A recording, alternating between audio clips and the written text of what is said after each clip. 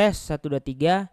Halo semuanya teman-teman, CV di sini dan hari ini kita akan membahas suatu katalis positif yang ada pada Bitcoin. Oke.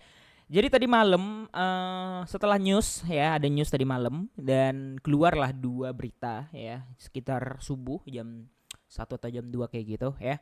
Ada dua news bagus nih, aku bacain dulu. Oh ya, teman-teman yang belum follow ya Twitter aku, silakan teman-teman follow di sini ya, karena ya dia menyajikan berita-berita yang sangat-sangat hangat dan luar biasa ya. Oke. Ada dua news bagus. Yang pertama itu Trump mengatakan bahwa suku bunga ya, ini suku bunga akan diturunkan, should be lowered ya, tadi malam ya. Itu yang pertama.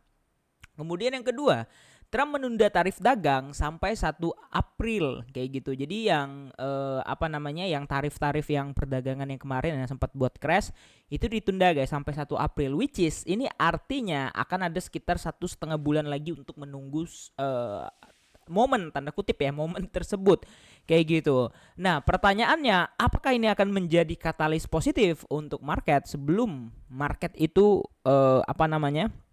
nge-crash kayak gitu ya. Nah, jujur ya guys ya, aku masih mengekspektasikan di dalam 1,5 bulan itu kita akan mengalami sekali lagi pumping. Entah itu ya seperti biasa, kalian tahu target aku ya 118 sampai 119 sampai 125 ribu ya, range itulah ya. Karena kenapa ada lebarnya kurang lebih sekitar 6 ribu dolar ya, karena di situ adalah area Fibo yang ya kan ada orang masing-masing tarik Fibo tuh nggak akan sesuai gitu ya. Tapi kalau kita tarik yang dari sini aja ini kita bisa dapetin di berapa ini ya, aku lupa. Nah, tergantung area tarik Fibonya guys. Nah, ini 120. Kalau tarik Fibonya dari sini kemarin ya, kemarin aku tarik dari sini itu di 119. Nah, sekarang di 129. Let's say 121. Ya, range-nya itulah. Karena dia Fibo itu nggak bakal jauh-jauh dari area-area itu ya. Dia reject, kemudian dia mantul juga di area yang ya sama-sama aja gitu. Oke. Nah, sekarang kita akan memperhatikan market lagi di sini guys ya. Nah, jadi untuk BTC ya tadi malam sempat spike down. Untuk time frame 4 jam kita lihat di sini ya. BTC sempat turun ya, padahal aku buat hutangnya itu 50% itu di sini, tapi nggak keger gitu ya. Apakah di sini udah 50% atau enggak? Kayaknya enggak ya. Kalian bisa lihat sendiri ini tuh enggak balance. Ya, hutang tuh harusnya di sini ya. Nah, tapi apakah dihitung lunas atau enggak? Aku kurang tahu juga, soalnya ini merah wicknya, bukan wick yang panjang juga. Tapi ya candlenya ada badinya, kemudian ada lower dan upper shadownya kayak gitu. Ya, jadi aku kurang tahu ya ini hitungannya kayak gimana. Tapi so far kalau yang model kayak gitu biasanya hitungannya tuh kayak ya normal-normal aja lah kayak gini ya. Nah, kayak gini ya hitungannya tuh kayak normal, dan candle itu bisa mengakibatkan kenaikan ataupun penurunan. Jadi balance atau netral kayak gitu. Nah, kalau kita perhatikan juga ya, selama sejauh ini kan utangnya udah kejemput ya, dijemput 50%. Jadi mengakibatkan naik. Nah, ini utangnya kita nggak tahu apakah udah terjemput, hitungannya kejemput atau enggak, tapi yang jelas di sini kalau kita lihat dari structure ini akan membentuk pola bullish lagi. Dan selama berapa hari terakhir kalau kita perhatikan juga ini sudah ini ya guys ya, memberikan zona sideways kurang lebih dari ya let's say di sini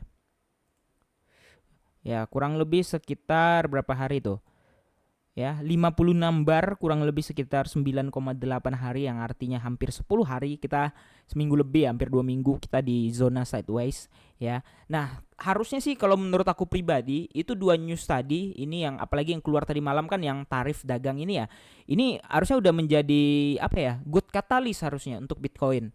Nah, kenapa ya, karena itu kan yang ditunggu-tunggu dan itu salah satu penyebab market kemarin sempat crash kayak gitu ya. Jadi altcoins ini kan udah bilangnya ya, bukan sulit ya, belum terselamatkan.